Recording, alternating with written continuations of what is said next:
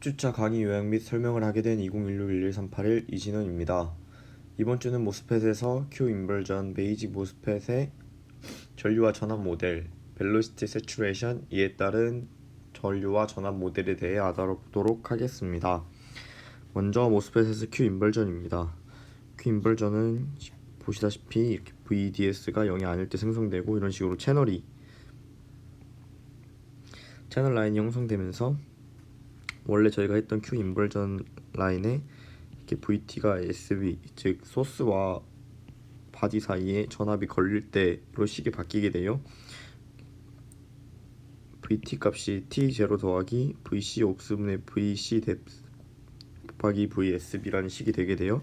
이 부분을 알파라고 해서 Q 인버전 부분이 이런 식으로 식이 바뀌게 되고, 결론적으로 저희가 앞에서 했던 알파를 이용해서 식을 이런 식으로 표현하게 되면 이 부분이 이제 VT와 같기 때문에 결국 Q 인버전은 마이너스 C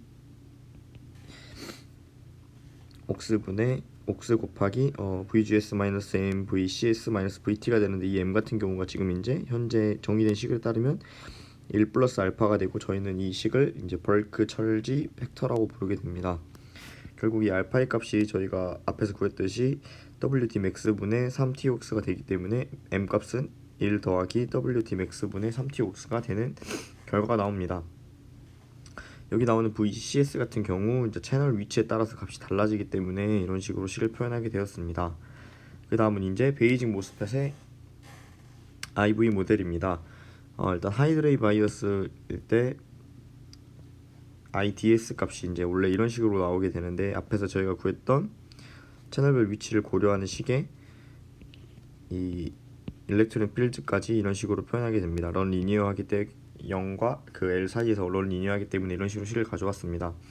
이 식을 적분하게 되면 이렇게 드레인 끝과 소스 끝까지 적분하면 되기 때문에, 이 식을 적분하게 되면 결국은 이런 식으로 식이 나오게 되고, 결국 IDS가 L분의 W C옥스 뮤 NX 곱하기 VGS 마이너스 VT 마이너스 2분의 M VDS 곱하기 VDS라는 식이 나오게 됩니다. W는 채널의 위스고, L분의 VDS는 일렉트론 채널에서의 일렉트론 필드의 평균 값이 되고, 이제 CUS 곱하기 이 식은 이제 평균 Q 인버전 값의 채널에서의 평균 값이 되게 됩니다.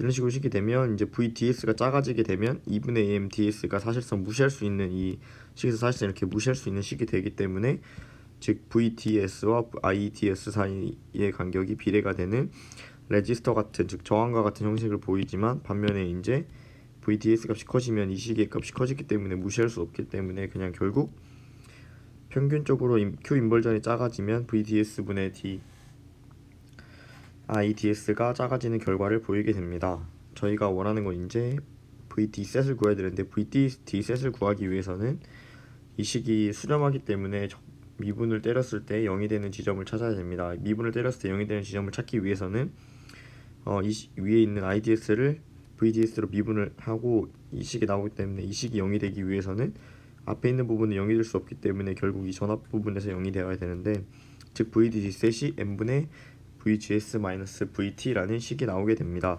저희는 이 식을 드레인 세츄레이션 볼테이지라고 부르게 되고, 이런 식으로 결국 VGS와 VTM에 관련된 식이기 때문에 이렇게 VGS의 값에 따라 V셋 값이 달라지는 것을 확인할 수 있습니다. 즉 볼테이지가 V셋이 되기 전에는 오믹 영역으로 이렇게 저항과 같은 형태를 보이게 되며, 그 위에는 액티브 영역으로 전류 값이 일정한 세츄레이션 값을 띠게 됩니다. 이때 이 디세츄레이션 전류 값을 저희는 2분의 mL분의 WC옥스의 VGS-VT 제곱이라 부르게 되고, 즉 VGS 값이 ID셋 값이 2배로 커지는 것을 확인할 수 있습니다. 이렇게 이제 VD가 VD셋일 때 이 부분을 이제 Q 인버전에서 어떤 영향이 일어나는지 확인하게 되면, 이렇게 VD셋 값을 Q 인버전 값에 적게 되면 이 부분이 0이 되어 버리기 때문에 Q 인버전이 0이 생기고, 이 부분이 이제 핀치오프가 생성되게 됩니다. 핀치오프라면 인버전 레이어가 사라지는 형상인데, 이런 식으로 이제 저희가 VD셋과 같을 때와 VDS가 셋보다 큰 경우 셋보다 큰 경우 이렇게 일렉트론 필드와 필드의 급격한 변화가 VDS-VDS만큼 걸리게 되는데 사실상 이 부분은 저항의 이동에 큰 영향을 미치지 않게 됩니다. 급격한 떨어짐이기 때문에 저항의 속도와는 큰 관련이 없어지게 됩니다. 즉 전류 같은 경우는 어차피 채널 내의 일렉트론 개수와 일렉트론의 속도에 영향을 미치기 때문에 전류 같은 경우는 일정하다고 말할 수 있습니다. 그 아래로는 트랜스컨덕턴스입니다. 트랜스컨덕턴스 같은 경우는 GM으로 표현을 하며 이렇게 VDS가 고정된 경우 VGS와 IDS의 관계를 미분으로 나타낸 식입니다. 즉 GM 셋 같은 경우는 앞에 있던 저희가 VDS 셋을 가져온 경우 n분의 L 분의 WC 옥스분의 mu NX VGS-VT로 나타낼 수가 있습니다. 그 다음은 벨로시티 세츄레이션입니다. 벨로시티 세츄레이션 같은 경우는 IDS가 W 곱하기 Q 인벌전 곱하기 이제 속도 같은 경우가 되는데 먼저 전류 같은 경우는 유한한 값을 가지게 되고 W 값은 고정 값이게 되며 그 인벌전 같은 경우가 이제 0이 될 수 없기 때문에 즉 속도도 무한대로 커질 수 없다는 뜻입니다.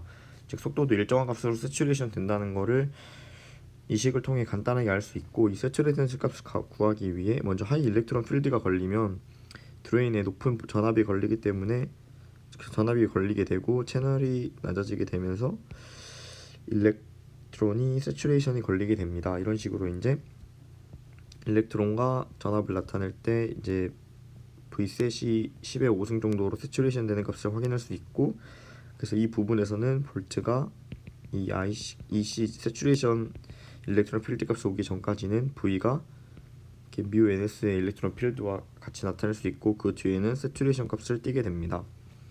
즉 V라는 식을 앞에 있는 그래프를 이용해 이런 식으로 나타낼 수 있고 이게 어프로시메이션 된 이퀘이션으로 말할 수 있습니다. 1 플러스 일렉트론 필드 퍼 일렉트론 필드 셋 분의 mu NX의 일렉트론으로 V셋이 온도가 낮을수록 뭐 더 잘 되는 부분은 속도와 관련이 있기 때문에 당연하고 즉 스몰 찰지 리즌에서는 V셋이 더 클 수밖에 없습니다. 이 경우를 저희는 벨로시티 오버슈트라고 말하고 벨로시티 오버슈트가 걸리는 이유는 채널 S가 이렇게 짧은 경우 하이 일렉트로닉 필드에서 소스에서 드레인까지의 이동 거리가 작기 때문에 순간 많은 에너지가 이렇게 이동할 수 있는데 거리가 작다 보니 세츄레이션 되기 위한 딜레이까지 시간이 필요한데 이 시간 전에 많은 일렉트론의 이동으로 V셋보다 순간적으로 높은 에너지가 볼트가 걸리는 순간 이제 저희는 벨로시티 오버슈트라고 말하게 됩니다. 그 다음은 이제 벨로시티 세츄레이션을 포함한 모스펫의 이제 IV 모델입니다. 저희가 아까 새로 구한 이 벨로시티 식을 IDS에 넣어주면 이런 식으로 이제 아래에 새로운 텀이 생기게 됩니다.